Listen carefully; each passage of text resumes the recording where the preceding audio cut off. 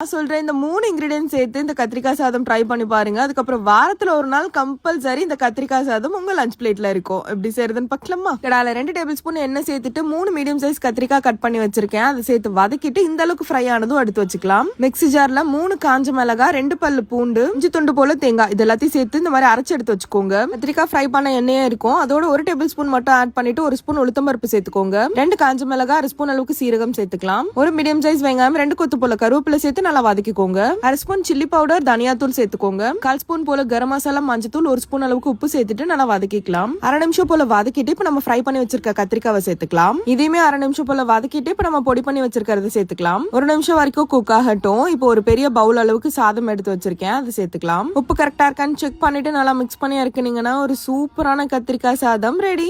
கமகமன்னு வாசனையோட சாப்பிடும் போது அவ்வளோ டேஸ்டியா இருக்கும். சோ கண்டிப்பா ட்ரை பண்ணுங்க. மறக்காம நம்ம பேஜ் ஃபாலோ பண்ணிக்கோங்க. பாய்.